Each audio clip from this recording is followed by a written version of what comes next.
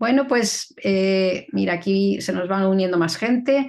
Bienvenidos, bienvenidas a estas miradas emergentes que, como algunos ya sabéis, porque ya os habéis chupado las tres que ha habido antes, es un proyecto que surge de uno de nuestros grupos de trabajo, del grupo de Intervisión y de los participantes, las participantes de ese grupo liderado por Rosa Ruiz Salmerón, y de ahí sale esta iniciativa que es dar voz a nuestros alumnos, ¿no? Que son ya personas que llevan un recorrido grande con el eneagrama y en muchos otros ámbitos, ¿no? Como el que hoy nos trae aquí, que es el de las constelaciones familiares y eneagrama, que nos va a presentar hoy Edgar Cárdenas, que es uno de nuestros alumnos aventajados y que nada, bueno, Edgar es muchas cosas, es profesor, es filósofo, es un montón de cosas que ahora él os diga lo que quiera deciros de él.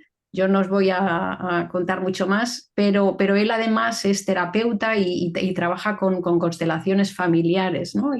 Y con toda la parte sistémica. Entonces, él hoy nos va a hablar de esa mezcla, de esa intersección entre el eneagrama y las constelaciones familiares, que me parece que es un tema súper interesante. Así que dicho esto, Edgar, todos tuyos. Yo ya sabéis, apagaré la cámara para no hacer ruido y tú mismo, adelante, ¿vale? Muy bien, gracias, Gemma. Buenas tardes, buenas noches o buenos días para todos y todas. Eh, es un verdadero privilegio estar en este espacio y intentaré transmitir lo mejor que sé, mi experiencia. No soy ningún especialista en eneagrama, al contrario, soy un estudiante, estoy aprendiendo. Y desde ahí, pues, aportaré lo que, sobre todo, mi experiencia y lo que hasta hoy voy conociendo, profundizando y quizás lo más interesante, aplicando en todo mis prácticas, ¿no? Bueno, por presentarme para los que no tengan más referencias, si puede ayudar en algo que tiene mucho que ver también con lo que voy a decir después. Yo soy peruano, nací en Lima y vivo actualmente en España, en Valencia. He hecho un tránsito casi de media vida en este país donde soy ahora residente, y eso también lo interpreto como parte de mi historia y de mi devenir personal, que tiene mucho que ver también con mi proceso personal. Eh, Me dedico a la enseñanza, como ha sido mi primera carrera, mi primera opción, pero he ido pasando por diferentes ámbitos de estudio, desde la filosofía, después la ética, y curiosamente hice una evolución en mi afán pedagógico de transmitir valores, que era un poco lo que mi alma en ese momento de desarrollo personal sentía. Y desde ese deseo de transmitir valores, de ayudar a las personas a que se desarrollen desde la solidaridad y lo social también, pues estuve muchos años en la formación de personas para el voluntariado. Entonces, fue una escuela muy interesante de conocer personas. Estuve, pues, durante 10 años formando a las personas que querían ser voluntarias. Lo interesante, yo creo que mirado desde hoy, es la diversidad tan amplia de motivaciones que las personas traían y las experiencias y sobre todo la mirada que tenían del otro, la mirada que tenían de la ayuda. desde esa experiencia, mi deseo era cómo ayudar a que las personas pues pudieran asimilar los valores de la solidaridad, los valores realmente de la ayuda, pero no de esa ayuda de beneficencia, de esa ayuda desde la superioridad. Y me daba cuenta que por mucho que hablaba, por mucho que podía hacer un esquema muy interesante y hacer una exposición brillante, la gente seguía pensando y haciendo lo mismo hasta que no tenía ninguna influencia en muchos casos, ¿no? Todo lo que podían escuchar o aprender. Y eso me abrió a buscar qué podía llevar a que los valores, ¿no? Eso que a veces en nivel intelectual, de conciencia, las tenemos clarísimos, ¿no? Si hacemos una encuesta, pues nadie va a decir, no, yo no soy solidario, ni estoy en contra de la justicia, pero luego eso no lleva a una práctica necesariamente, ¿no? Y bueno, fue entonces cuando descubrí y fui abriéndome al terreno del desarrollo personal, ¿no? Encontraba que la única fuerza en realidad que puede transformar los valores, hacerlos vidas, era lo emocional, eran las emociones, eran los sentimientos. Y no sé por qué razón, en los ambientes en los que me había movido siempre había sido muy intelectual y me costaba muchísimo el pasar del ámbito de las ideas al ámbito de las emociones, ¿no? Al ámbito de conocer lo que sentía. Eh, yo mismo, pues me preguntaba y dudaba en muchos casos si eso tenía algún sentido, si valía la pena. Y gracias a eso, bueno, encontré personas que me ayudaron a ir abriendo y rompiendo esa barrera, pero me costó muchísimos años, ¿no? Y creo que la primera barrera que tuve que superar fue la de mirarme de otra manera. Ya me sentía una persona completa, una persona hecha, desarrollada.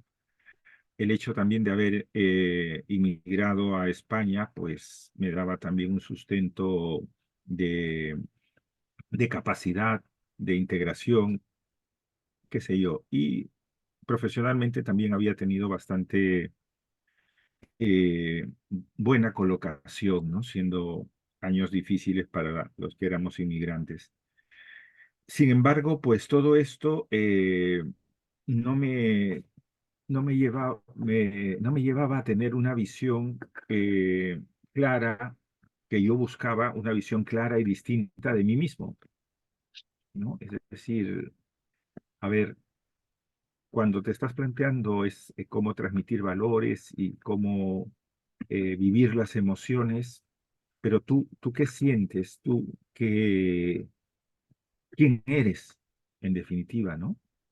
Y yo creo que esta pregunta que luego la he hecho como el eje de mi trabajo, me fue llevando y me sigue conduciendo un poco por la vida, ¿no? Es decir, poco a poco encontré respuestas, eh, esas respuestas no me satisfacen y sigo buscando, ¿no? Y voy cambiando el, la mirada para irme convirtiendo en un buscador. Y después de algunos años de la práctica, sobre todo de la formación del voluntariado, pues empiezo a integrar las terapias y me doy cuenta que necesito replantearme todas las verdades y todos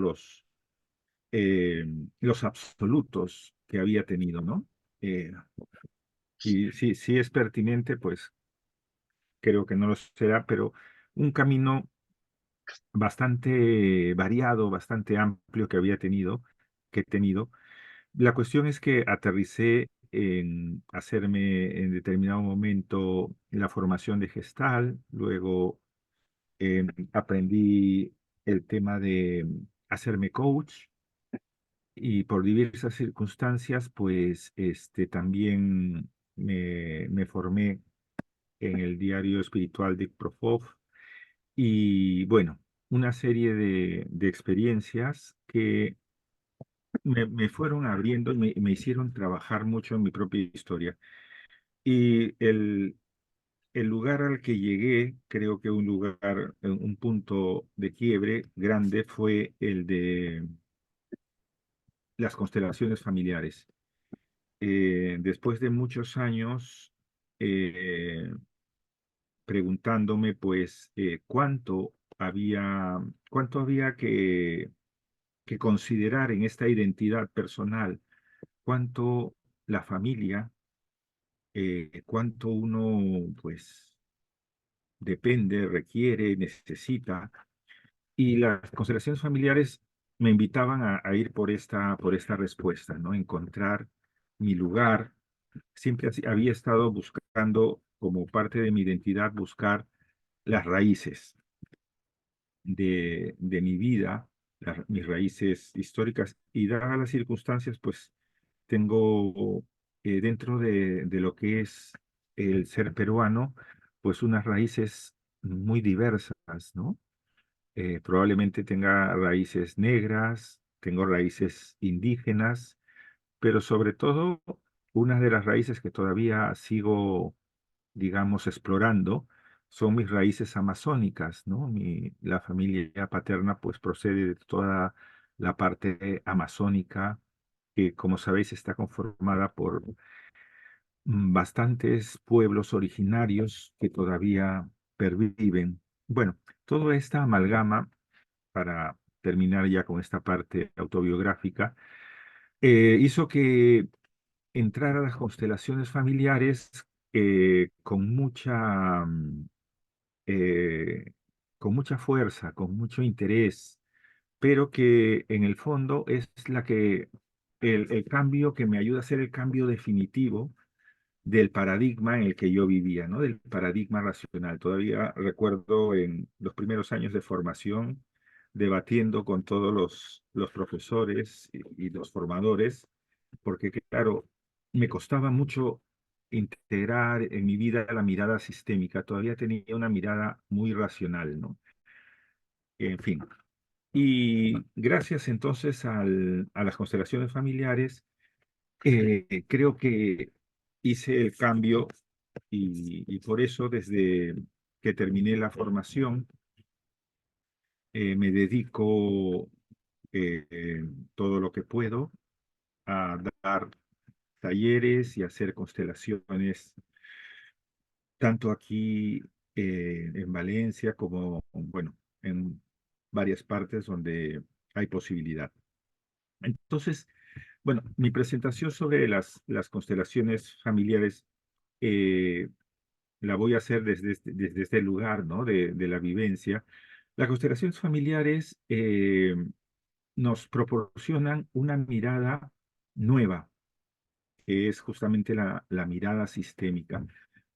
Entendernos ya no solo como unidades, como personas particulares, que es algo que llevamos muy profundamente por la educación, por la formación, por la sociedad actual, para empezar a mirar desde la perspectiva de nuestra pertenencia, ¿no?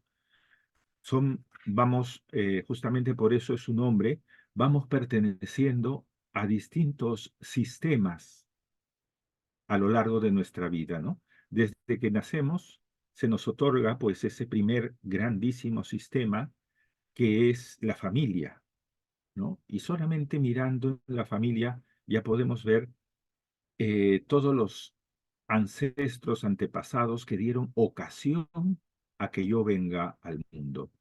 Es algo que no debería dejar de sorprendernos, ¿no? Cómo tantas generaciones tuvieron que coincidir, porque si hubiese cambiado una sola decisión en alguna de todas esas personas que conforman nuestro sistema, probablemente hubiese cambiado toda la configuración del sistema y entre ellas, pues no estaríamos en este mundo, ¿no? Eh, yo creo, por ejemplo, que por lo que he podido averiguar de una parte de mi ascendencia, vino del Medio Oriente. De hecho, tengo también algunos rasgos semíticos. Y, y una de las cosas que me llamaba muchísimo la atención, entre otras, es que yo jamás había pensado en vivir fuera de mi país. Me sentía muy apegado a mis raíces y llevo media vida ya fuera de mi lugar. Y porque eso probablemente me conecta con otras comunidades, con otras vidas que también han llegado a mí. Entonces, el sentirte parte de un entorno más grande, de un sistema, ¿no? Como digo, la familia, todo lo que hay por conocer de la genealogía, ¿no? De nuestros ancestros, de nuestras raíces, de nuestra procedencia, de todas las historias. Porque además lo interesante no es que solamente son personas, sino también son épocas, historias, acontecimientos. También existen pues cargas, como veremos después, cargas, existen traumas que por pertenecer a una determinada comunidad, incluso social, pues de alguna manera llegan hasta ti, ¿no? Es decir, yo en mi país pues he sentido mucho el tema de discriminación racial, porque ejercemos mucho racismo entre nosotros. Y claro, he reivindicado y he buscado constantemente pues mi raíz negra, ¿no? Cuando interactúo con mis alumnos en clase, les digo, yo soy negro, díganme negro, y todo el mundo se queda totalmente desubicado, ¿no? Y entonces le digo, sí, pero es que no soy una persona, un personaje subsahariano, pero sí llevo la sangre negra. Y eso me conecta, evidentemente, con el sufrimiento, con las penalidades, con todo lo que se ve hoy en el mundo actual, ¿no? Entonces, esa conexión es, creo que muy importante. Pero bueno, siguiendo con la explicación de las constelaciones, ese es el principal sistema que nos va a influir, nos va a, a permitir descubrir quiénes somos, pero a lo largo de nuestra vida vamos a ir perteneciendo cada vez a distintos sistemas, ¿no? Empezando por el barrio en que nacimos, la primera escuela a la que asistimos, el colegio, la universidad, los amigos, etcétera, etcétera, ¿no? Y cada uno de esos sistemas, cada una de esas comunidades, pues nos va a proveer de ciertos rasgos de identidad. ¿Por qué la identidad? Pues porque la identidad significa identificarnos con algo común del grupo para poder pertenecer. Nuestra vida, en esta mirada sistémica, en esta mirada de las constelaciones, de alguna manera tiene sentido cuando pertenecemos, ¿verdad? Es decir, eso es lo que nos hace de alguna manera ser, ¿no? Por lo menos aparecer. El que no tiene el reconocimiento, el que no tiene la pertenencia a una determinada identidad, es como si no existiera, es un paria, es justamente lo más indeseado para cualquier persona. Luego, necesitamos pertenecer. Y es así que a lo largo de nuestra vida, pues nos vamos incluyendo o vamos formando distintos grupos, ¿no? De pertenencia. En este momento, pues les invito a que cada uno piense en todos los sistemas o grupos a los que pertenece, a los que ha pertenecido, los que ha formado, de los que se ha ido, porque la verdad es que a veces pensamos que nos hemos ido de algún grupo y en realidad nunca nos vamos definitivamente. La pertenencia siempre se lleva, ¿no? Ese sistema de alguna manera nos ha marcado y nosotros seguimos siendo parte de él. Entonces, eh, Bert Hellinger, el fundador de las constelaciones, pues lleva toda esta observación que la tiene en las tribus del África en ver cómo funciona el grupo humano, ¿no? Y cómo se dan la pertenencia, las relaciones y todo lo que mueve el sistema al que se pertenece, ¿no? Con eso ya hay una gran diferencia, una gran, no sé, que tiene mucha actualidad en el sentido de cómo la vida actual nos da una sensación de poca pertenencia. Es decir, antes pues se sentía más el clan, la familia amplia. Si retrocedemos o salimos del ámbito occidental, la tribu, pero hoy en día pues justamente parece que nos sintiéramos cada vez más solos. Y en ese sentido, no es cierto, y yo creo que las constelaciones nos ayudan a ver este sentido de pertenencia. Y a partir de esa pertenencia va configurándose un poco nuestra existencia y somos un poco el resultado de todas las experiencias que hemos vivido en grupo, del ser en distintas maneras, en distintas formas, de todos los que nos han influenciado. Y luego, pues, nos encontramos con que a lo largo de nuestra vida, esa pertenencia nos impone unas exigencias que incorporamos en la vida en la medida en que nos identificamos más como es con el grupo familiar. Esa identificación, esa pertenencia va a implicar también muchas fidelidades, muchos compromisos, por decir de alguna manera.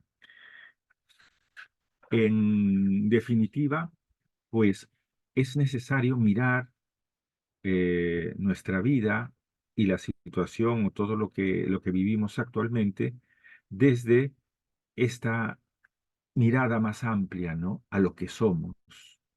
Porque en nosotros, de alguna manera, también se transmite ese inconsciente colectivo, así como tenemos ese inconsciente, ese ADN de nuestra familia biológico, también tenemos a través de un inconsciente que recibimos, no sé si en el ADN o cómo, pero vivimos, somos parte de ese sistema de amor, de pensamiento al que pertenecemos. Entonces, las constelaciones familiares, desde esta mirada y desde esta pertenencia, nos ayuda a encontrar eh, aquellos aspectos de nuestra vida, aquellas limitaciones, cuando no sabemos o no podemos interpretar desde dónde las vivimos, pues aprendemos a buscar, ¿no? A través de distintas terapias, a través de distintos modelos, eh, pero hay momentos en que podemos encontrarnos sin ya una salida clara y una mirada sistémica creo que aporta muchísimo, ¿no? Eh, entrando ya un poco más en la práctica de las constelaciones, una de las dificultades que hoy en día se tiene en el mundo de las constelaciones es que se trata de una terapia breve, pero muchos interpretan esto de terapia breve como terapia instantánea, es decir, hago una constelación y ya. Y creo que una de las más importantes es la parte procesual y es una de las cosas en las que más estoy trabajando y comprometiéndome en plantear la experiencia de las constelaciones como un verdadero proceso, ¿no?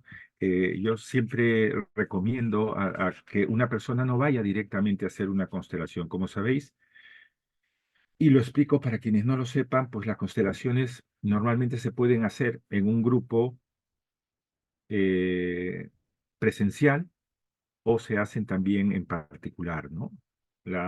Hay, creo que bastante diferencia en cuanto al procedimiento, pero en el fondo, pues el objetivo sigue siendo el mismo. Entonces, una persona que quiera hacer unas constelaciones tiene primero que descubrir qué son las constelaciones. En primer lugar, que no va a ser una... A veces la gente viene a las constelaciones como para que le jueguen las cartas, ¿no? A ver, dime, ¿qué hay en mi familia? A ver, dime, ¿qué secreto hay? A ver, dime. Entonces, no funciona así. Lo primero es conocer, ¿no?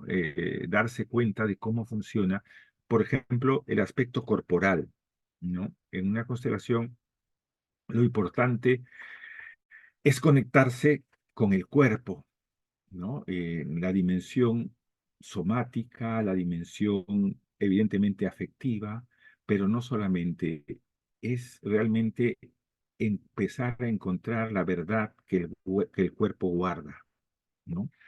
Y por otro lado, la parte energética de toda nuestra vida que está en constante comunión y compartida con los demás. Entonces, esto no se puede conseguir viniendo a una primera reunión, ni siquiera creo que a veces leyendo un libro, ¿no? Sino es haciendo, participando, empezando a sentir. Es curioso porque la mayoría de las personas, supongo que la mayoría de los que están en este foro o conoce o ha hecho, pero de todos modos voy a insistir que la mayoría de las personas que hacen una constelación o por lo menos asisten a algún taller de constelación, pues se dan cuenta que están en algo, por lo menos digamos, fuera de lo común, ¿no? Fuera del rasgo común. Es decir, pasan cosas que por una parte las sentimos como muy profundas, muy nuestras, yo diría que hasta muy naturales, pero que tienen un valor mm, liberador, transformador, ¿no? Entonces, en un taller de constelaciones, todos trabajan, desde los que asistentes, porque están aportando su energía, los representantes, que son las personas que salen para ponerse al servicio de la persona que está constelando, ¿no? Y, eh, y el que hace la constelación, ¿no? Entonces, todos a cierto nivel hacen un trabajo conjunto, ¿no? Sin los cuales no se podría hacer. Y mientras uno va viendo lo que está sucediendo en el que constela, o uno va sintiendo lo que va pasando en un representante, ¿no? Eh, eh, Está trabajando cosas propias, ¿no? Esa es la primera sensación que yo creo que es importante constatar, ¿no? Que sencillamente yo al ver el proceso de otra persona me estoy conectando con los míos. Y creo que ese es también un elemento a rescatar que, si me da tiempo, lo reflejaré también en el eneagrama, ¿no? El empezar a entrar en contacto auténticamente conmigo, con lo que estoy, con lo que soy, ¿vale? Entonces, me gusta hacer siempre al empezar un taller de constelaciones un trabajo corporal, un trabajo de meditación también para preparar, disponer, ¿no? A la persona, no quedarnos solamente en lo mental, y porque además, como lo decía al inicio y por eso la introducción, a mí mismo me costó tanto bajar de de mi parte mental, ¿no? Es decir, para mirar desde otra parte. Mi refugio fue siempre subirme a la cabeza, ¿no? Entonces, había cosas que quería saber por qué eran así. y de esa manera, pues, de alguna manera, me cuidaba de las cosas para que no fueran, para que no me tocaran, ¿no? Sencillamente, lo que no podía analizar, de alguna forma, era lo que no existía. Entonces, vivenciar es una vivencia muy profunda, es un conectar con esa energía y con ese sistema, porque otro de los principios que dice el fundador Bert Hellinger es que nuestros encuentros, cuando nos encontramos con una persona, cuando nos comprometemos, cuando todas nuestras relaciones, no son únicamente de persona a persona, de individuo a individuo. De alguna manera vamos a donde estamos con todo nuestro sistema, con todos nuestros antepasados. O sea, si pudiésemos ver energéticamente, espero que aquí estén pues toda la gente que da sentido a lo que yo soy, ¿no?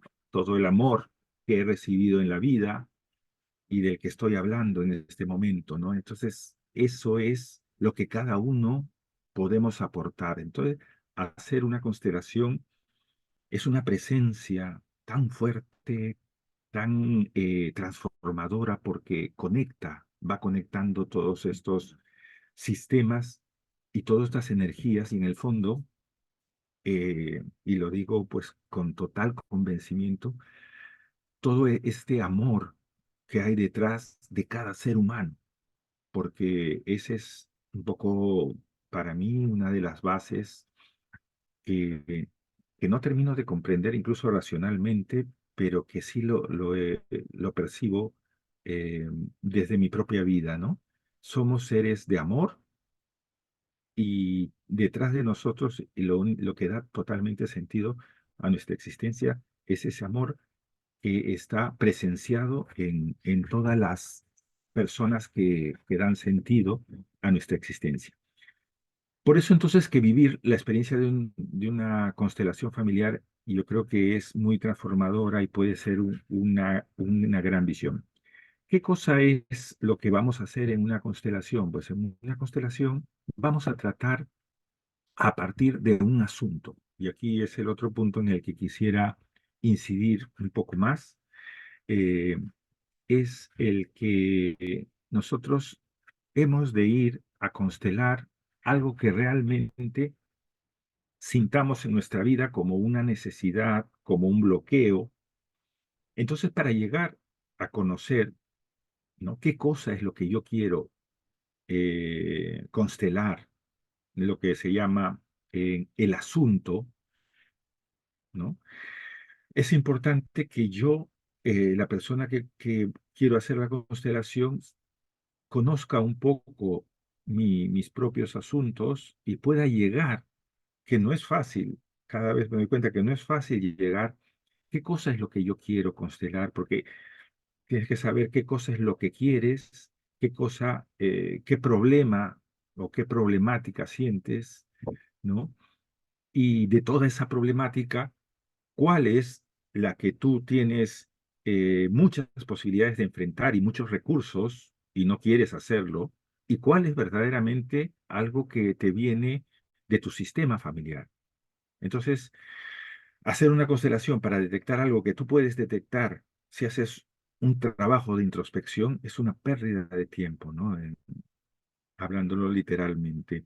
Luego, eso quiere decir que es recomendable hacer primero un trabajo personal, eh, para descubrir mínimamente qué es lo que estoy buscando, qué es lo que me dificulta. Y una vez identificada ese tema para constelar, entonces sí, hay que sentarse y hay que plantearse este tema porque entonces se puede avanzar en la respuesta. Si vamos a una constelación recién, a buscar qué cosa me pasa, es, vamos a llegar a lo mejor a una misma conclusión que te hubiese dado una consulta terapéutica. Y esto es lo que a mí me parece que a veces es un desperdicio, ¿no? Y la segunda cosa también del gran problema que hoy tienen las constelaciones es que la gente cree que viniendo a una constelación, hace su constelación y ahí se acabó todo. La constelación te permite una mirada sanadora, transformadora, pero luego es necesario hacer todo un trabajo para que aquello que has visto, que es la solución del tema que a ti te afecta, pueda eh, resolverse, puedas llegar a encontrar, porque somos seres de hábitos, tenemos patrones, y cambiar todos estos patrones es muy difícil si tú vuelves a reincidir, vuelves a caer en la misma trampa. Y ahí también tiene una conexión grande con el tema del enneagrama, como ojalá pueda llegar a desarrollar, ¿no? Es decir, lo que yo veo, lo que yo descubro, me puede conducir verdaderamente que eso que yo estoy buscando, eso que es la vida para mí, que es un poco como se plantea en las constelaciones, está conectado evidentemente con el propósito de cada uno de los eneatipos. Y eso, yo creo que esa conexión es vital para toda persona, ¿no? Eh, bueno, yo creo que para que no se nos acabe el tiempo, voy a pasar un poco por encima de la parte fenomenológica, solamente decir, para completar esta primera visión, que el, las constelaciones no solamente tienen que aportarnos el solucionar un tema, sino que yo les digo que de alguna manera las constelaciones te aportan lo que es la mirada sistémica. Y cuando uno capta lo que es la mirada sistémica, cuando uno se implica y entiende y lo vive, se da cuenta que puedes llevar todo, todo tiene de alguna manera un ser esencial, un ser, lo, lo sistémico viene de las matemáticas. ¿Y qué cosa, en qué sentido? En que es una manera de mirar la realidad. Entonces, esto es una de las cosas que me parecen geniales, ¿no? Cuando logramos que la constelación nos ayude a mirar la realidad eh, desde esa perspectiva sistémica, pues todo se puede llevar a la realidad. Por ejemplo, yo lo llevo, uno de los lugares donde más lo he llevado es a mis clases. Doy clases desde hace 20 años, trabajo con adolescentes que normalmente para la mayoría de profesores es lo más complicado que existe y no les quito el mérito y la complicación que tiene, pero yo decidí y creo que lo intento es disfrutar de mi trabajo con adolescentes, vivirlo, gozarlo. Para mí es un lugar de felicidad, de encuentro, y es donde llevé, en primer lugar, esta mirada sistémica, ¿no? Es decir, yo y mis alumnos formamos un sistema, y no solamente yo y mis alumnos, lo formamos yo, mis alumnos y sus padres, y también pues el centro en el que trabajo, ¿no? Eh, por poner algunos ejemplos, cuando estoy al inicio del curso, sobre todo cuando recibo a los alumnos nuevos, los voy nombrando, les voy pidiendo que se comprometan, que den el paso de querer ser mis alumnos, ¿no? Y les llamo también no solamente por sus nombres, sino por los nombres de sus padres, ¿no? Les digo, pues, también vuestros padres nos han dado el encargo de que hagamos con vosotros, pues, lo mejor que podamos a través de la educación, de este encargo, y recibimos ese encargo, ¿no? Y de esta manera, pues generando ese compromiso, voy creando ese, ese ambiente en el cual implicas a las personas, implicas también a sus progenitores y les vas dando una mirada sistémica. Entonces, empiezo a romper el paradigma de maestro, alumnos, aquí, allá, y empezamos un poco me empiezo a sentirme en en un intercambio, en un sistema en los cuales evidentemente yo tengo una responsabilidad, pero la manera de mirarlos cambia completamente, ¿no? Cambia completamente. De verdad que es todo una... De hecho, una de las dinámicas que hago con ellas no llega a ser una constelación porque son todavía muy jóvenes, pero sí hemos hecho mucho trabajo de despedirse o de mirar a los abuelos, porque los adolescentes vienen de estar mucho tiempo con los abuelos, de quererlos un montón y cuando experimentan su pérdida suelen ser la primera pérdida de su vida y entonces a través de la mirada sistémica pues les ayudo a mirar cómo sus abuelos están y van a estar siempre con ellos, ¿no? Bueno, eh, paso a lo que había pensado que podía ser la segunda parte, ya más, un poco más, intentando enlazar el enneagrama. Como les he dicho, pues mi, mi perspectiva es muy vivencial desde mi experiencia. Seguramente habrá muchísimas cosas y experiencias hechas por ahí. Yo quiero enlazar un poco las constelaciones. Bueno, en primer lugar, después de hacer las constelaciones y después de ya incluso de estar trabajando mucho tiempo en talleres, es que vino a mí, llegó el tema del eneagrama, ¿no?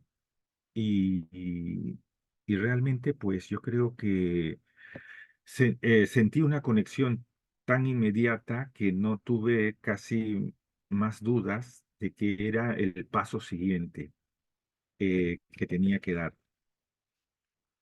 Evidentemente, como ya estoy con muchos espacios, pues cada cosa le voy poniendo un lugar en mi trabajo y en mi forma de ser, ¿no?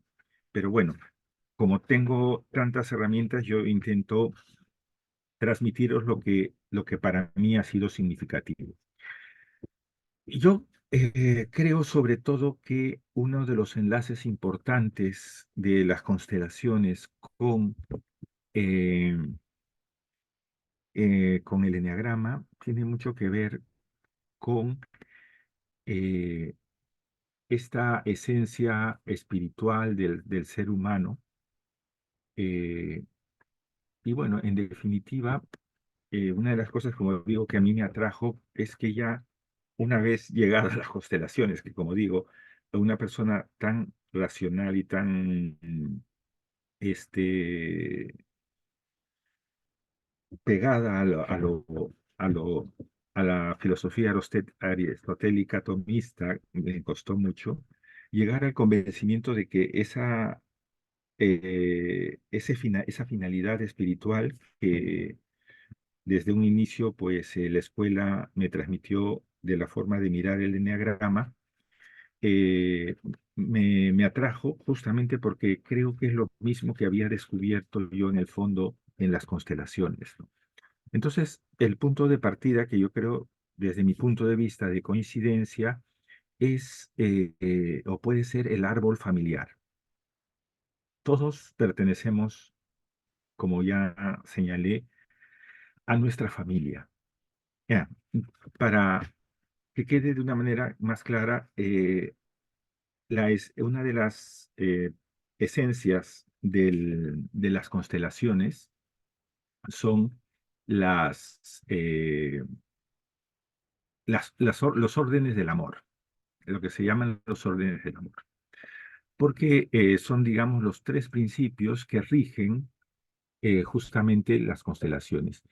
Ya he mencionado de alguna manera estos principios porque es lo que va a permitir la dinámica de las constelaciones. El primer orden del amor es el derecho a pertenecer.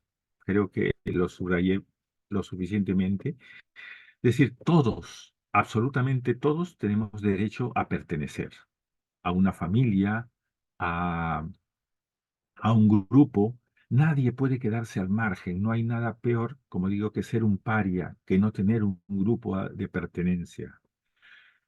Es fundamental. Creo que desde todas las sabidurías y las terapias, pues esto se reconoce. El segundo orden del amor es justamente el amor, la pertenencia tiene un orden, es decir, el orden es el orden de llegada a la vida. Nosotros como hijos, en nuestro orden, por encima de nosotros están nuestros padres, y por encima de nuestros padres están nuestros abuelos y nuestras generaciones. Y por debajo de nosotros están los hijos y los nietos. Esto que parece es absolutamente eh, claro y transparente, encierra pues algo muy importante, que justamente todo el dolor y lo que el sufrimiento es justamente lo que en las constelaciones se llama el desorden.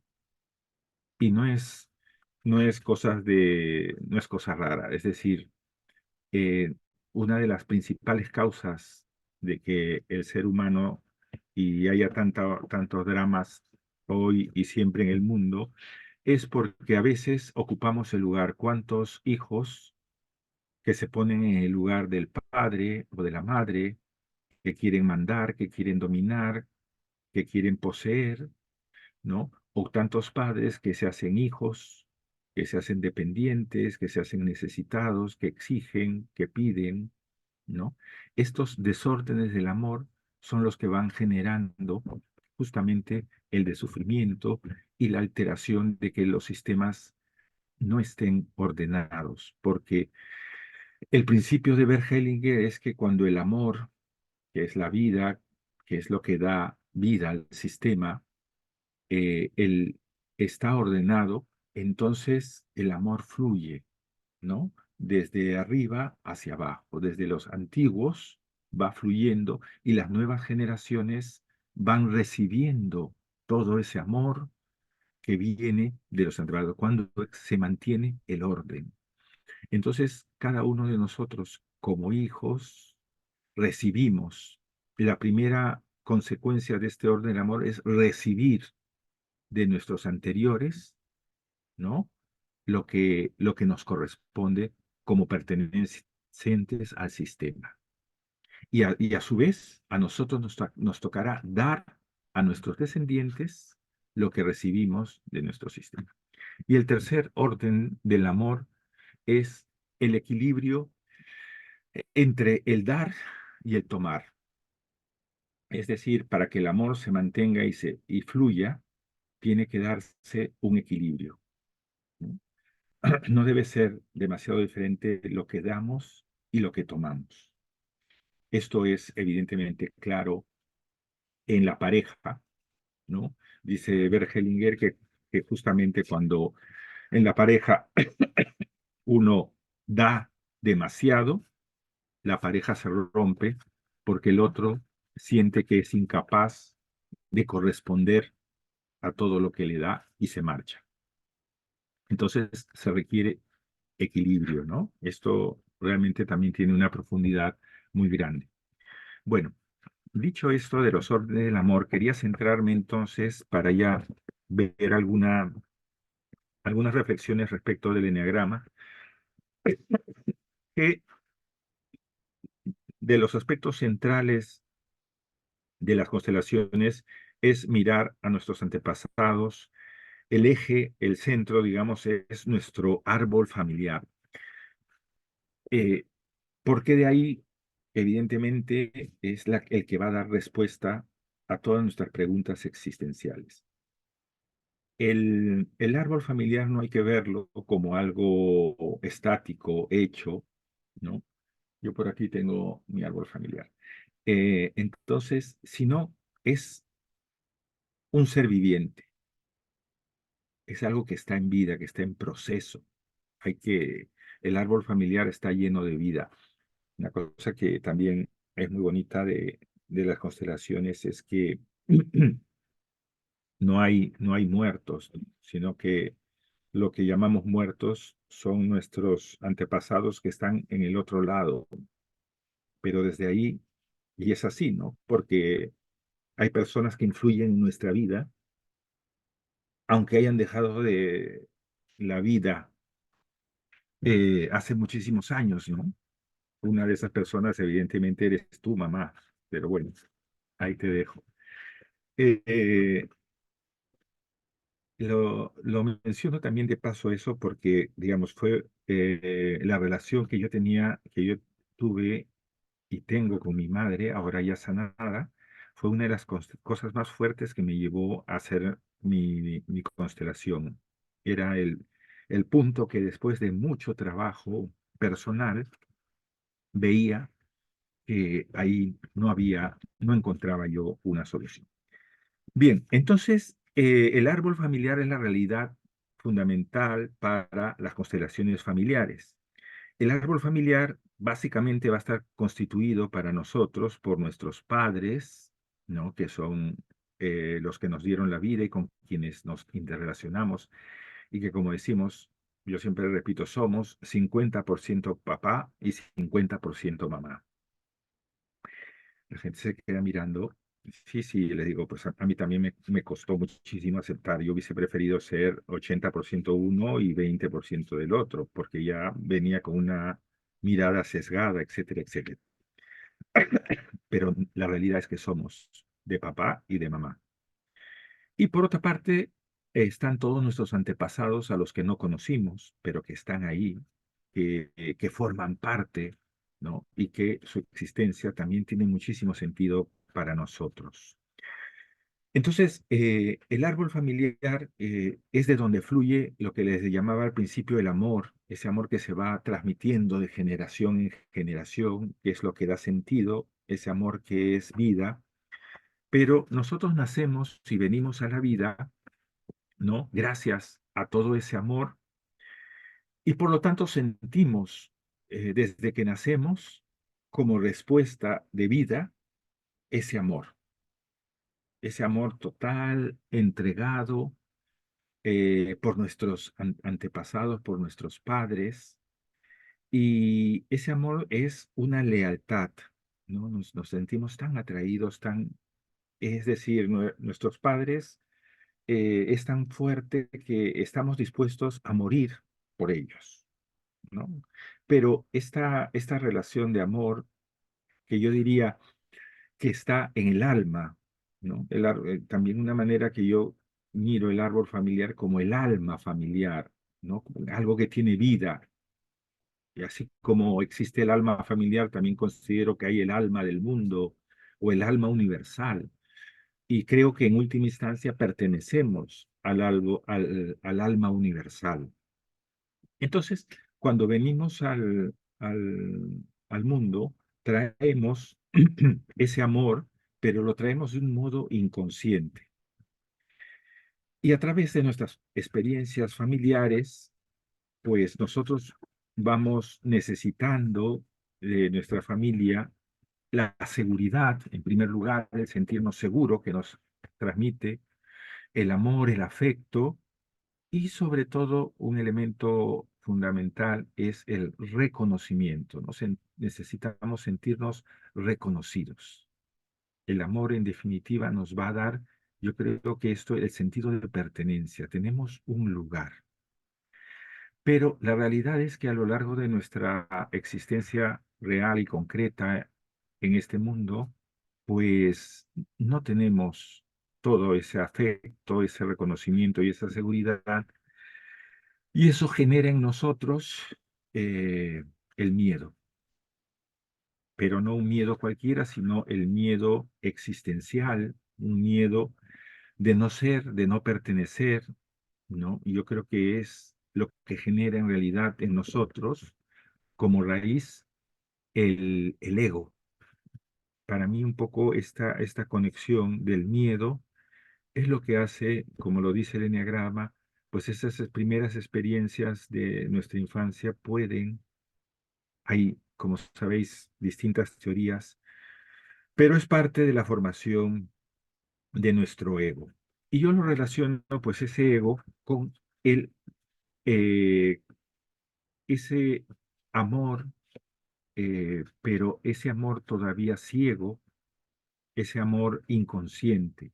Entonces dicen las constelaciones que nuestra vida va a ser el continuo pasar desde ese amor inconsciente, ese amor que sentimos, que es total, que somos seres de amor, pero la finalidad de nuestra vida es que ese amor sea cada vez más consciente, que lo que quiere decir es que el amor sea ordenado, que ocupemos nuestro lugar en nuestro sistema familiar y a su vez, ocupando de nuestro lugar, va a ser nuestra forma de ayudar a que todos vayan ocupando el suyo en en el sistema familiar, ¿no? Cuando nosotros en nuestra generación y en nuestro orden ocupamos nuestro lugar, estamos en nuestro sitio y desde ahí aprendemos a amar,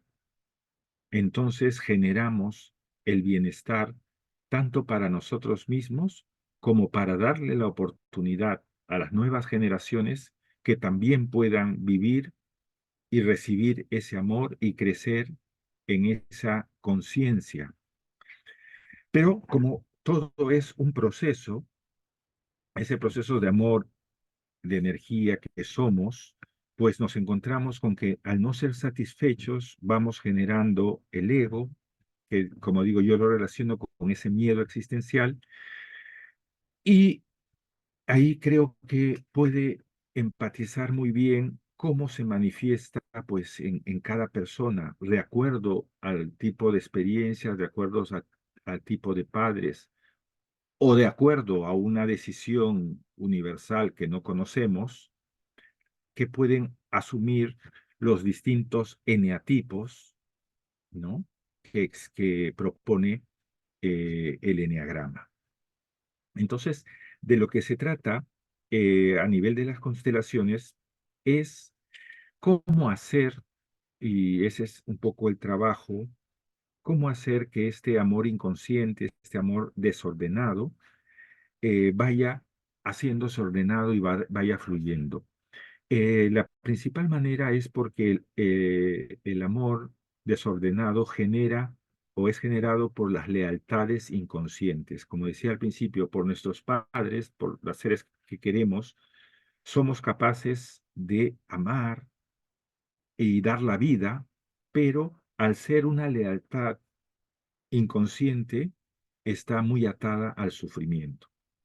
Entonces, si nosotros hemos visto que nuestros padres han sufrido, han tenido algo, creemos que nosotros somos los encargados de salvarlos, somos los encargados de hacer algo por ellos, ¿no? En ese sentido, esa lealtad nos hace vivir de una forma ciega, de una forma eh, desordenada, ese amor que fluye de nosotros.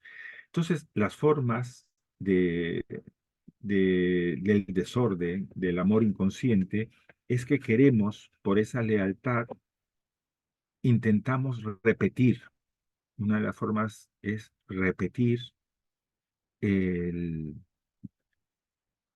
el sufrimiento de nuestros padres o de nuestros antepasados. Si yo he tenido un padre que sufrió mucho porque no podía encontrar trabajo, pues ¿cómo me voy a permitir yo un trabajo digno o mejor si él no fue, ¿no? Una lealtad ciega que nos lleva a repetir, ¿no? O si mi madre sufrió una enfermedad que la tuvo totalmente prostrada, pues yo me propongo ayudarla a cargar y yo también vivo una enfermedad o llevo su propia enfermedad porque necesito aliviarla, porque es mi manera de manifestar el amor, ¿no? Entonces, ojo, eh, las distintas maneras de cómo repetimos por fidelidad lo que nuestros padres cargaron, el sufrimiento de nuestros padres, creo que puede conectar con el distinto eneatipo, ¿no? Eh, si mi padre, yo he visto que mi padre sufrió tanto por la justicia, ¿cómo no voy a ser yo un eneatipo uno que trabajaré y defenderé y me entregaré siempre a la causa para hacer este mundo más justo. Eh, en fin, si mi abuelo fue un gran benefactor de la humanidad, ¿no? Y no ha sido reconocido y eso se manifiesta en mi árbol genealógico, yo cómo no voy a ser una persona que esté para los demás, que, que mi vida sea un reflejo de lo que mi abuelo vivió y entonces todas esas lealtades nos llevan, en muchos casos, una forma es repetir o cargar nosotros, ¿no? Ayudar a cargar esos pesos de nuestros padres. Y otra segunda manera eh, puede ser el de reivindicar la figura de los excluidos, ¿no? Que también tiene mucho sentido con el eneagrama, ¿no? Es decir, hay muchas maneras de excluir a las personas de nuestro sistema. ¿Por qué se excluía antiguamente? Pues se excluía porque era una persona que no había tenido una buena vida. Podía excluir a alguien porque no siguió el proceso de todos normalmente, porque no se casó, porque fue una persona violenta, porque fue a la guerra, porque fue un asesino.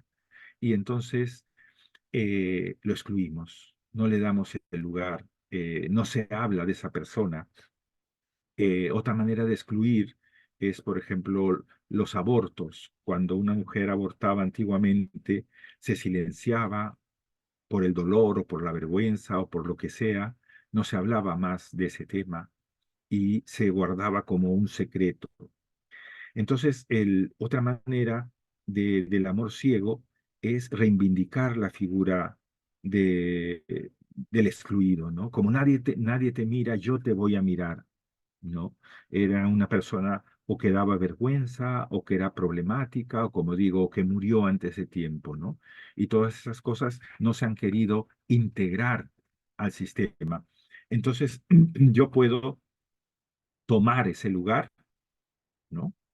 Para, por fidelidad, por amor a ese sistema. Entonces, estas son las formas, y yo creo que también es la forma del amor del ego, ¿no? Y desde las teorías que hay actualmente de para qué venimos al mundo, pues una forma de reivindicar, de repetir, de querer salvar a nuestros antepasados, a alguien que está excluido, puede ser tomar también su eneatipo. Es, sin embargo, el verdadero camino que plantea las constelaciones, que quiere decir, y esto creo que es lo importante, que nosotros debemos llegar a hacer lúcido nuestro amor, a hacer un amor consciente. Cuando el amor es consciente, fluye. Fíjense cómo eh, nosotros a veces sucedía algunas veces con algún familiar, ¿no? Pero, ¿por qué a ti todo el mundo te ve con cara de que siempre se te pierde algo, te roban? Y alguna vez, pues, nos hemos planteado que si no es esta persona demasiado fiel, demasiado está en una lealtad, ¿no? Que intenta repetir, es decir, eh, atraes cuando te pones en ese lugar, no lo haces conscientemente, ¿no? No es que los llamas, pero generas una atracción porque tú quieres vivir en ese lugar, porque tú crees que ahí tienes algo que pagar, que hacer, o es, y lo más difícil a veces es que crees que es tu manera de amar. Entonces, la manera sana que nos dice Hellinger y nos dice las constelaciones es que nuestra manera de amor consciente no es sufrir por el otro, sino hacer de nuestra vida y de nuestra felicidad la forma de honrar, el honrar a nuestros antepasados, el honrar a nuestros padres. No es repetir, no es salvar, no es reivindicar, sino es justamente desde nuestra felicidad ofrecerla, ¿no? un autor, no me acuerdo quién es, decía, ¿no? Es decir, cantamos siempre las canciones tristes de nuestra familia, en las que recordamos sus desgracias, ¿no? Por esa fidelidad, pero no cantamos una canción alegre, una canción feliz, en la que agradezcamos por todo lo que somos, ¿no? Entonces, yo creo que la manera de honrar es con nuestra felicidad y tampoco con una felicidad que nos sintamos obligados, sino que yo desde mi ser y desde todo lo que he recibido puedo generar mi felicidad y desde esa felicidad es mi manera de honrar a mis padres, a mis antepasados, ¿no? Hay una frase muy buena, muy sanadora de las constelaciones que dice, este, y, y mírame con amor, se dice siempre a los padres, y mírame como amor, con amor, si hago mi vida distinta de como tú le hiciste, ¿no? Es honrar, te pido permiso, pero yo lo voy a hacer diferente. Entonces, desde este árbol familiar, y ya termino porque creo que me he pasado demasiado, creo que hay como tres teorías que, de este sentido que enlazan el enneagrama con las heridas de la infancia de las que habla las constelaciones. Entonces, nuestras heridas de la infancia, que son, digamos, la manera como nosotros nos vinculamos a nuestros padres, a nuestro sistema, ¿no? Es decir, lamentablemente muchas experiencias de nuestra vida son dolorosas y entonces desde nuestras heridas, si detrás realmente creemos que está el amor, construyen un poco nuestro pasado, ¿no? Y qué mejor manera que, que tenemos, que hemos hecho para sobrevivir que habernos aferrado a un modelo a través del ego, debido al miedo, ¿no? Eh, y nos configuramos en un eneatipo que responda a esas heridas, a esa experiencia. Es una propuesta, las heridas de la infancia. La otra, de alguna manera ya le he mencionado, que el eneagrama engarza en las constelaciones con ese propósito espiritual, ¿no? Que cuando decidimos venir a la vida, ¿no? Venimos con una misión. Es algo que cada vez más creo que todos nos estamos abriendo a esa dimensión. ¿Cuál es nuestra misión en la vida? Porque queremos vivir una experiencia humana y para eso necesitamos escoger de alguna manera a unos padres determinados para vivir esa experiencia que queremos, para llegar a cumplir esa misión, ¿no? Entonces, justamente a través de cada eneatipo nos puede ayudar más o menos de acuerdo a los padres que elegimos, de acuerdo al sistema al que venimos y de acuerdo a la misión, puede darle sentido también al eneatipo y al proceso que por él hemos de vivir. Y por último, también hay alguien que propone el eneagrama como una lealtad al árbol familiar. Es decir, yo vengo, escojo este eneatipo para reparar algo en mi sistema familiar, ¿no?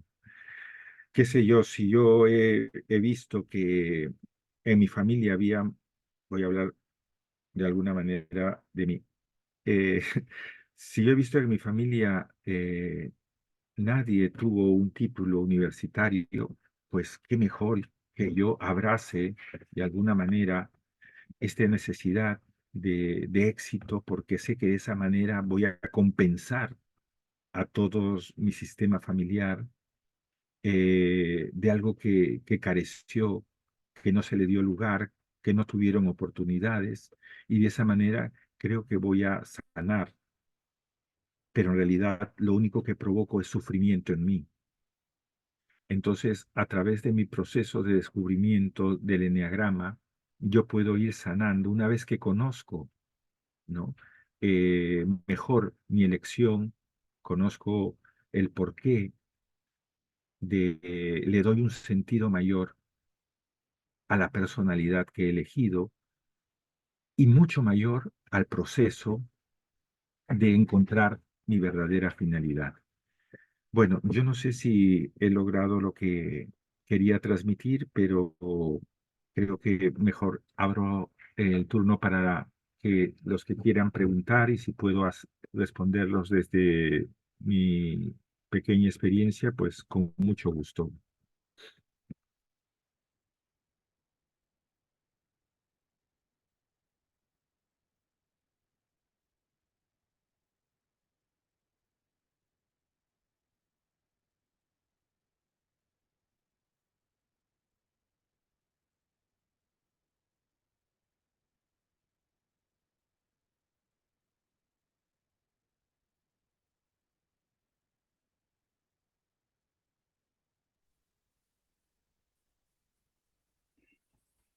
Edgar, Dime. una pregunta. Tal y como lo describes, da la impresión de que sea un mero diagnóstico. Quiero decir que es para autoconocimiento. Eh, ¿Podrías darnos alguna pincelada más al respecto de verlo como situación experiencial, situación vivencial? Eh, eh, no sé si te he entendido bien. El autoconocimiento. Sí, sí, en definitiva, conocer el árbol genealógico y de alguna forma ligarlo con el eneatipo, de alguna manera te ascribe a una forma de entenderte y de mostrar tus, eh, pues eso, tus cualidades o tu forma de estar. Pero en definitiva, la conexión entre el enneagrama y las constelaciones familiares no creo que sea una pretensión única y exclusivamente de generar un diagnóstico de las personalidades, sino de alguna forma de generar vivencias acordes pues a tus opciones.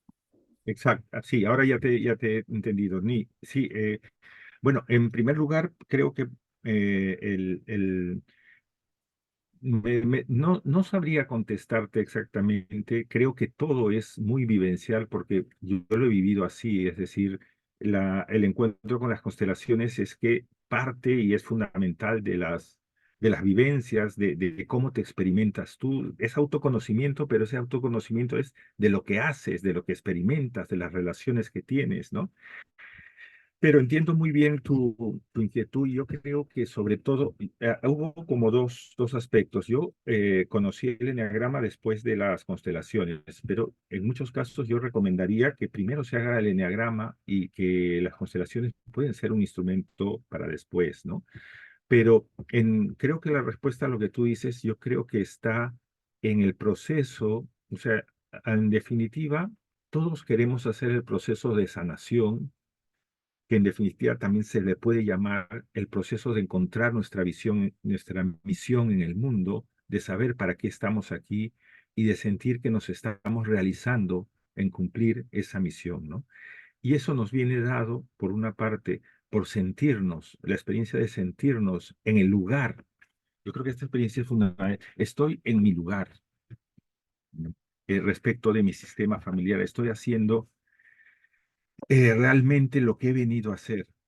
Y yo creo que este proceso, que es dicho así, parece romántico y parece de alguna manera, pues, muy soñador, creo que este proceso sí lo da el eneagrama y por todo lo que estoy descubriendo él, como digo, soy una persona que está en camino, al igual que la mayoría, que todos.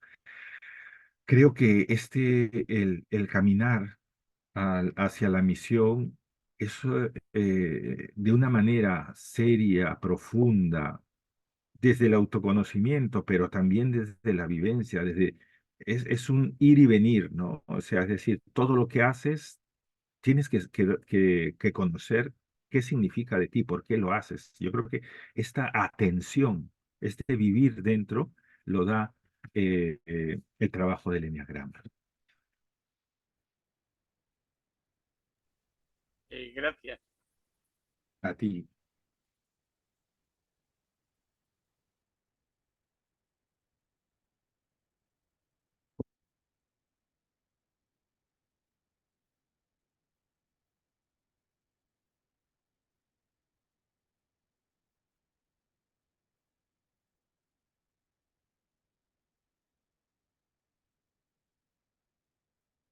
No sé si alguien más quiere comentar algo. Yo tengo una pequeña reflexión, Edgar. Claro, a nivel constelaciones, es que estoy en un proceso terapéutico con constelaciones familiares también. Claro, al integrar el eneagrama, no solo como paciente, como cliente, sino, o sea, como persona que está constelando, sino también saber los eneatipos, quizá de, pues, de tu padre, de tu madre, de tus abuelos, etcétera. Eso también te puede ayudar, ¿no? A entender qué misión de vida quizá tenían ellos que dejaron por cumplir, que no pudieron cumplir por lo que fuese, que igual te está afectando a ti también, ¿no? O al sistema en general. Y sí, ¿terminaste, Tania? Sí. Sí. No, como digo, eso sería lo ideal para mí, ¿no? Es decir, por eso hoy en día insisto en que trabajar con las constelaciones tiene que ser un trabajo más serio, de mucho, de preparación por lo menos, ¿no? Pero para continuar lo que la constelación te señala, el trabajo del enneagrama es definitivo porque vas descubriendo, vas dándole sentido, por ejemplo, a tus propios traumas familiares, a tus propias carencias, a tus miedos, ¿no? A todo eso. Y creo que como que te lleva, por poner una imagen, ¿no? Te va llevando justamente a ocupar tu lugar, ¿no? El enneagrama, eh, al hacerte que seas tú realmente quien eres, pues es la mejor contribución a estar en el lugar que te corresponde, ¿no? Es decir, las constelaciones te ayudan muchísimo a ver que el único lugar que tienes que ocupar es el que te corresponde, pero cómo lo encuentras, ¿no? Es decir, evidentemente vas recorriendo y vas recibiendo todo lo que tus ancestros, tu árbol te va deleitando, pero el proceso lo tienes que hacer tú. Y yo creo que el mejor o un gran instrumento de ese acompañamiento, sobre todo porque el enneagrama te señala muy claramente hacia dónde tienes que ir, ¿no? Entonces, eso yo creo que complementa muchísimo el trabajo de las constelaciones. Ojalá, como digo, siempre sea una opción o una propuesta para cualquier persona.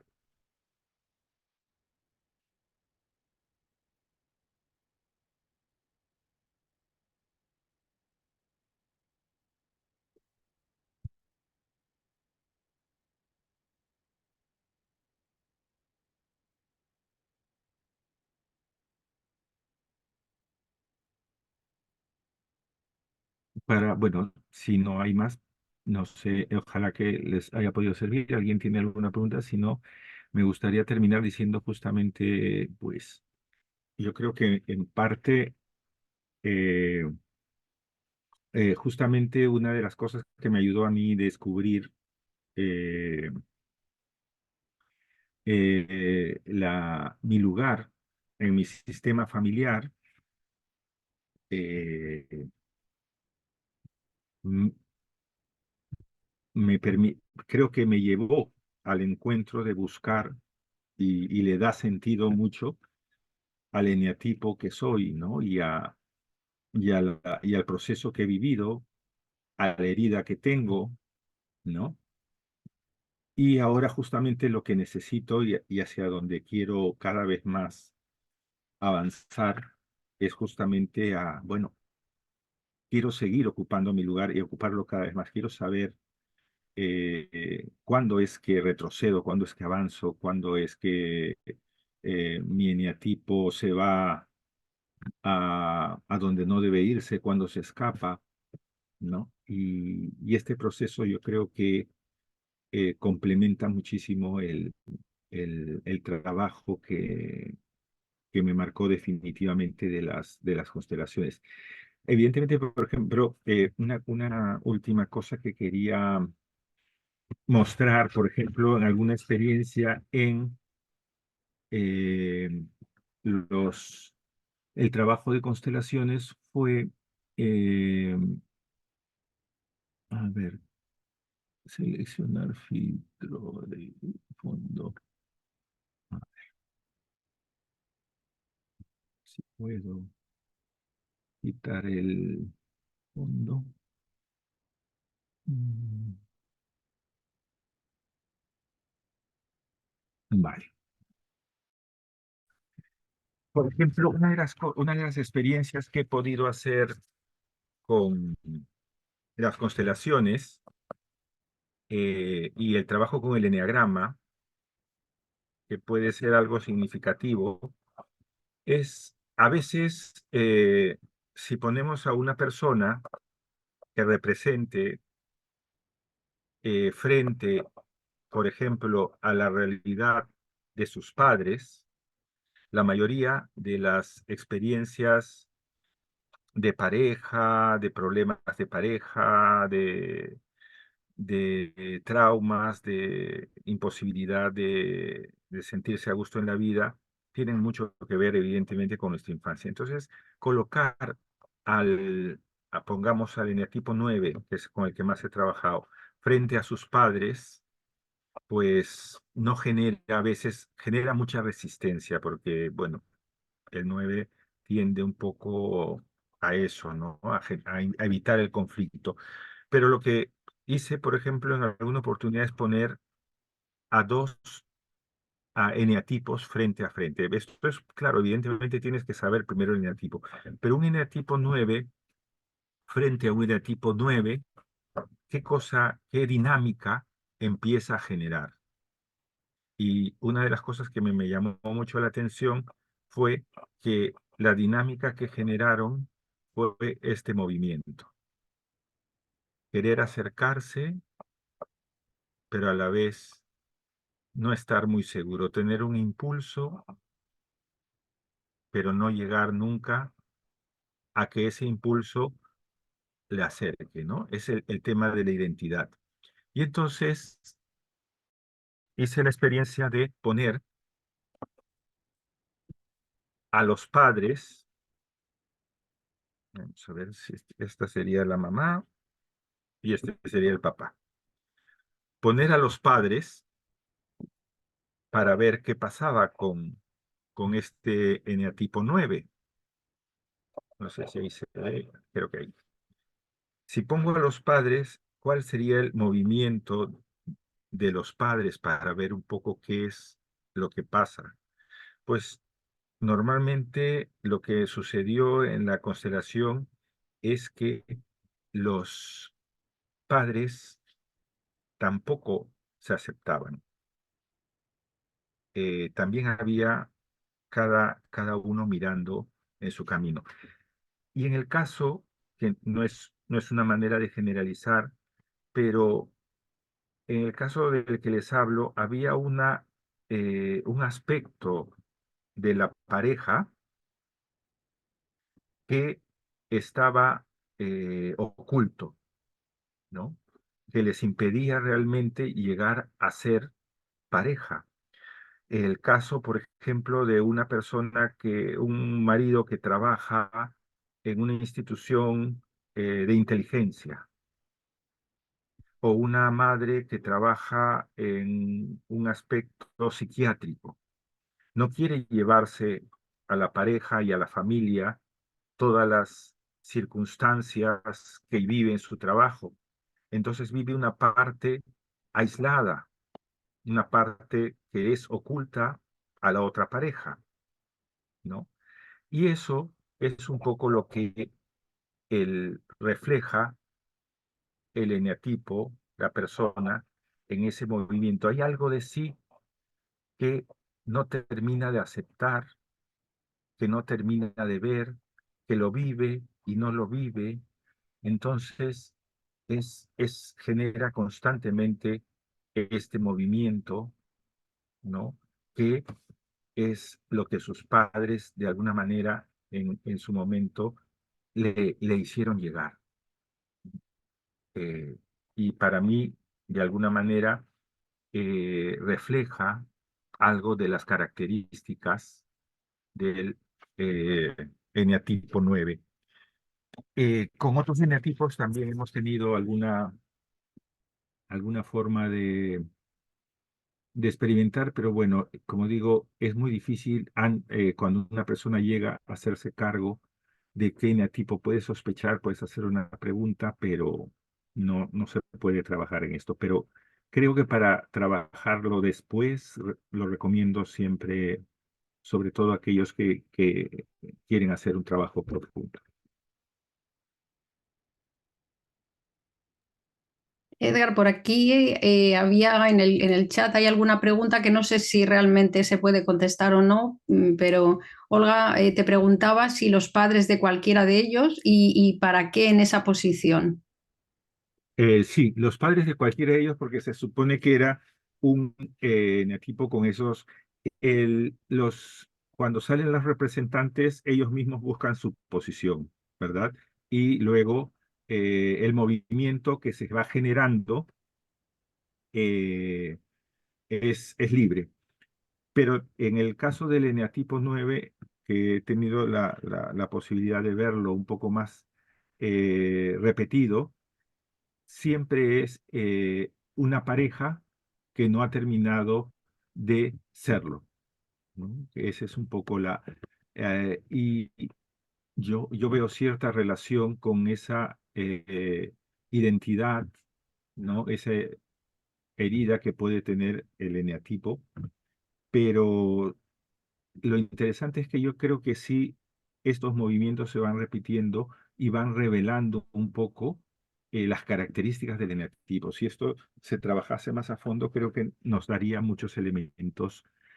Y lo interesante es si esto realmente, en el caso, a veces cuando tú trabajas directamente, yo he usado porque a veces cuando trabajas directamente poniendo a los padres, hay mucha gente que dice, eh, o poniendo a los representantes para un determinado tema, hay mucha gente que dice, no, pero eso yo ya lo he superado, no, el tema de mis padres no tiene nada que ver con esto. Pero si pones a un número, a una persona, y le dices, este es tu otro yo, tu otra identidad, ¿no? La que quieres conocer, ¿no? Entonces va bien, él mismo se va dando cuenta que hay eh, una incongruencia consigo mismo. Y eso ya puede darle una gran información más asumible, porque claro, en las constelaciones lo que se necesita es asumir lo que ves, asumir la información. Este es el gran trabajo de las constelaciones.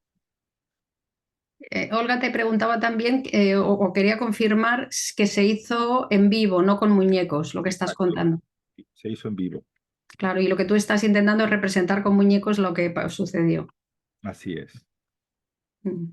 Sí, los muñecos son una alternativa cuando se trabaja en individual, como sabéis, ¿no? Entonces, pero a nivel gráfico quería, en vez de contarlo, pues quise usar lo de los muñecos, ¿no? Sí, Yo, yo creo que quizá, Edgar, ese es uno de los problemas que estamos contando, algo que hay que experimentar, ¿no? Que hay que vivir. Y entonces es muy difícil hacer esa descriptiva, ¿no? Y quizá lo interesante aquí es saltar al ruedo y bueno, pues asistir a una constelación o para los que sois profesionales, constelar, ¿no? Bueno, yo creo que nos hemos ya pasado de tiempo. Si hay alguien que quiera preguntar, es la última posibilidad que tenéis. Y si no, pues nada, mil gracias, Edgar, por compartir con nosotros tus conocimientos y tus vivencias y todo lo que está detrás de tantos años de trabajo. Y a vosotros por nada, por estar tan ahí al pie del cañón, que hoy es viernes por la noche y es difícil. Hoy era uno de los días más complicados quizás porque era viernes. Así que nada, seguimos con las miradas emergentes. El lunes tenemos a Super Tania, que nos trae también un tema muy interesante de eneagrama y astrología. Y el martes tenemos a Mar, que nos hablará bueno, voy a decir teatro, pero no es teatro, es de experimentar con nosotros mismos y la manera en la que en el fondo estamos en el teatro de la vida. Vaya. Así que bueno, mil gracias, Edgar, mil gracias a todos, muy buen fin de semana y hasta la próxima. Chao, chao. Muchísimas gracias, Gemma. Adiós a todos. Chao, Chao. gracias.